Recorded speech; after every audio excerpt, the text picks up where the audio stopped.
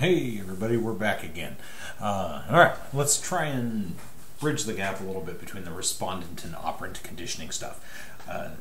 Because in reality, as we talked about and as you've read about, they're not as separate as what we tend to hint at they are.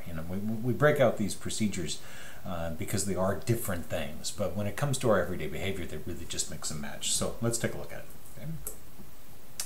Okay? This stuff is working all the time. Right? There's no question that both of these things are happening at any given moment. Especially with regard to humans, we are extremely susceptible to the operant conditioning stuff, unbelievably so. That's one of the reasons why our species is so successful on this planet, is because our sensitivity to operant conditioning. Now, the respondent conditioning, a lot of organisms are sensitive to that, but it's our unique combination of these things that gives us a leg up, so to speak. Right? They are not really exclusive of each other, though. Again, with my examples, we say, okay, here's a conditioned response, here's a conditioned stimulus, which leads to a conditioned response, or we say, here's a discriminative stimulus that leads to a response that is reinforced. In reality, those things can just mix and match and be on top of each other. So we often have respondent conditioning, and that's one big component of our behavior. We also have operant conditioning, which is another big component of our behavior. But really what it is that everything, this combination of these things is the behavior that we typically see. Both processes are separate, but they're going on concurrently. That's the easiest way to think of it.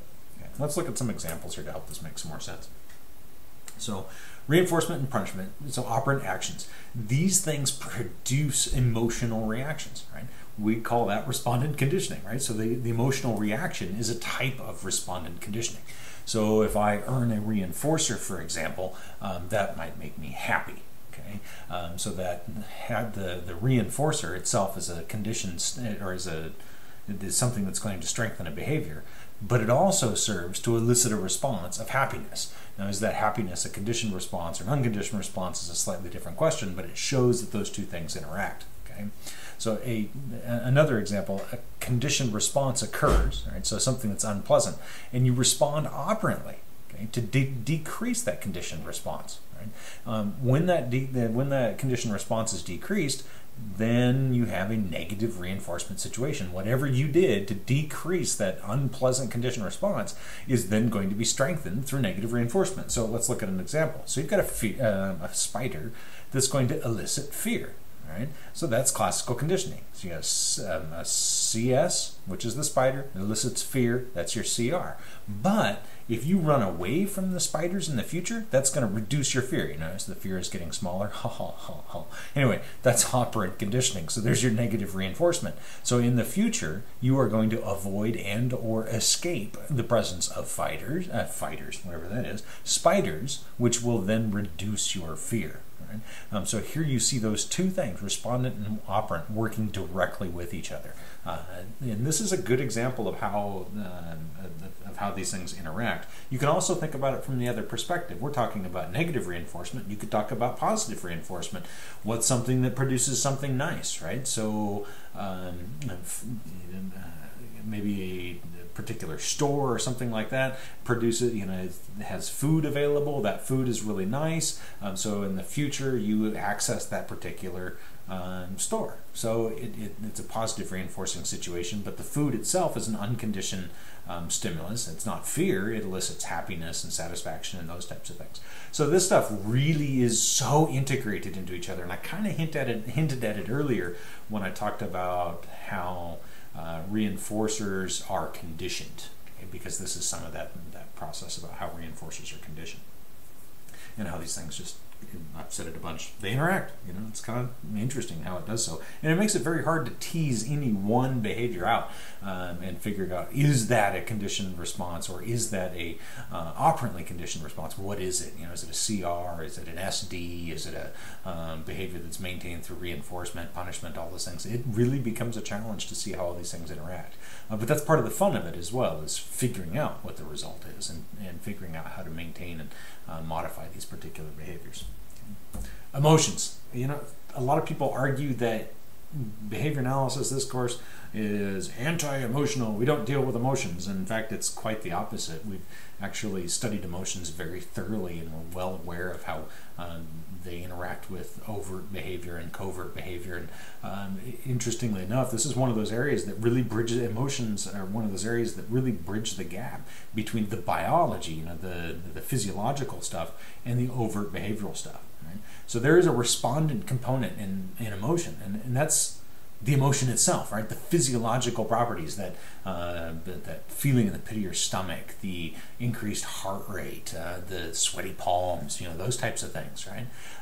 Those are the result of a particular stimulus, right? So something happens, and those things change. When we then experience those, we describe them, and we'll talk about describing emotions here in a minute. But the idea is that those physiological responses, in fact, pretty much all of them, I'm trying to think of one that isn't, but the research that I'm aware of literally says that anything that's controlled from the autonomic nervous system can be classically conditioned, in other words, conditioned respondently. So because of that, we know that there are these things called conditioned emotional responses, like, for example, the fear conditioning with little Albert, right?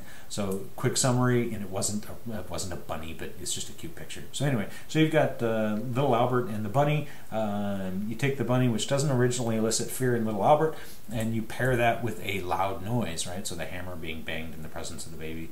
The hammer produces fear, the baby starts crying, right? So part of fear, that orienting response, or that startle response, the orienting response, and all those things, we end up describing that as fear. Right? But if you pair those two things, the bunny and that sound, right, it will eventually cause the bunny to produce fear. Right? So there is your classical conditioning of emotions. Right?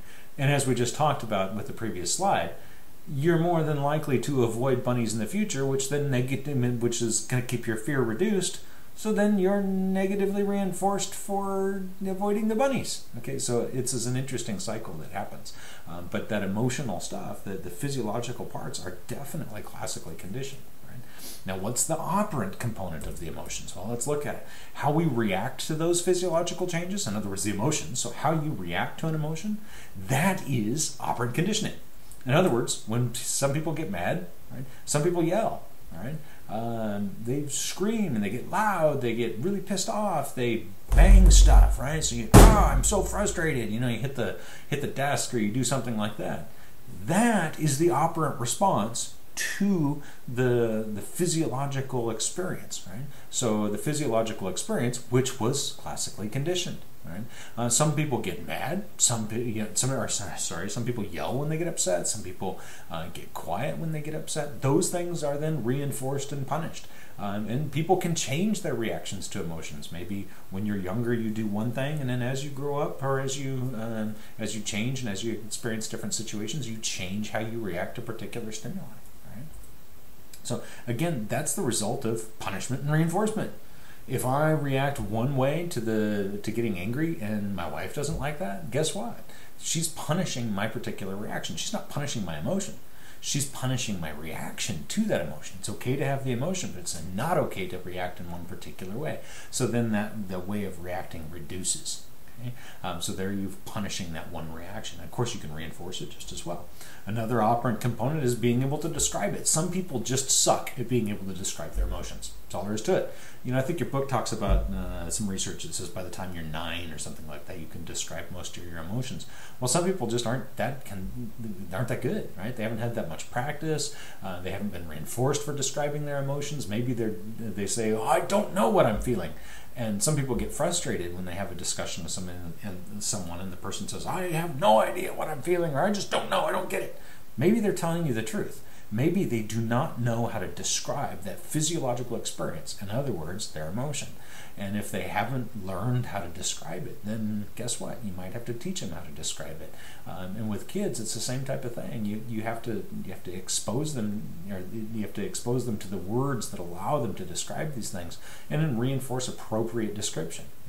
And it's very context specific, right? You get a kid that one behavior can look one overt behavior can look one way and be a reaction to one emotion, and then let's say anger, you could be yelling and chasing or something like that, and that's your reaction to anger. But in another situation, that's actually happiness. So this gets to be really challenging for people to actually describe stuff. But that is an operant sort of thing. And so let's look at some of these causes about how emotion develops, right? So reinforcers and punishers, right, cause certain emotions, happiness, sadness, so on and so forth, right? In other words, they're simply unconditional stimuli or conditional stimuli. So a reinforcer can be an unconditional stimulus. Right? So think about that for a second. Behavior happens, it's reinforced.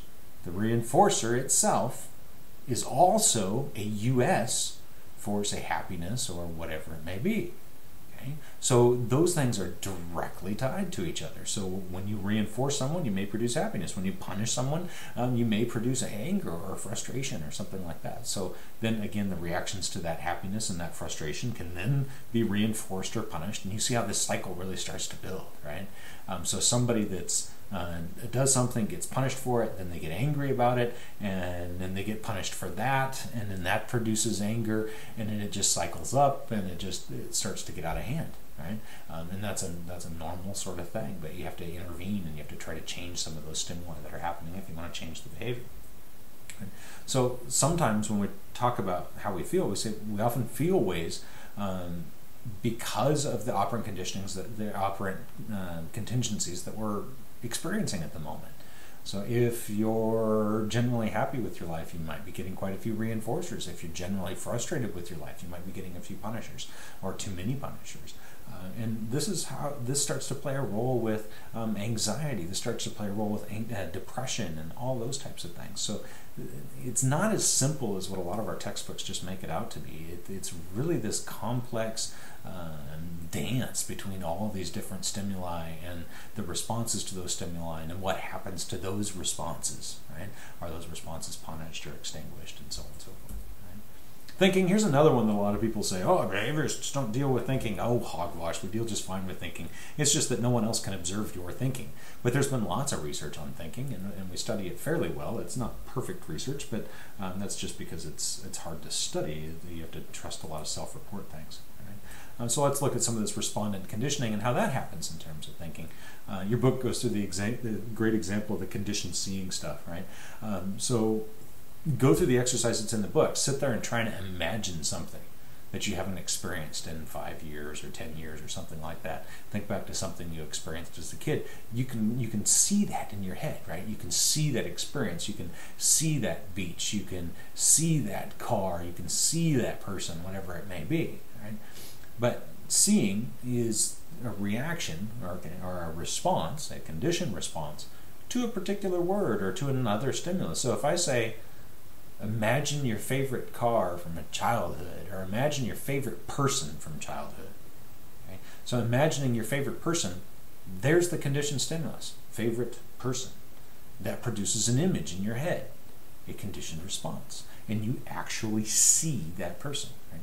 And what's really interesting here is when you start to look at the biology, when you look at that imaging stuff, the fMRI imaging, right? The same section of the brain lights up when you're imagining seeing someone versus when you're actually seeing that same person. So it really is like you're seeing that person, and that's what classical conditioning really does, and that's how this is happening on that private level. Okay? Operant conditioning, same type of thing, self-talk, right? So if you're talking out loud to yourself, kind of like I'm doing now, right? If someone walked by here and they had no idea that I was recording stuff, they would think I'm like flat out crazy. I sit here and I talk fairly loud in my office, and people on the other side of the walls here can hear me. They may think I'm just nuts, right? And they may even say that. They may bang on the door and say, holy cow, this man is crazy. You might want to shut up, right? So only crazy people talk to themselves. I'm being punished if I'm talking out loud to myself. But if I talk quietly, privately to myself, if I don't verbalize anything, my ears don't pick up on anything, then that might be reinforced, right? So I can work through a particular problem silently. I can read to myself silently. I'm avoiding external punishment. Anytime you're avoiding something, you're getting reinforced for whatever behavior you're doing. So thinking to myself or talking privately to myself is reinforced by not being punished. okay, by avoiding those aversive stimuli that may happen if you do talk to yourself. Right?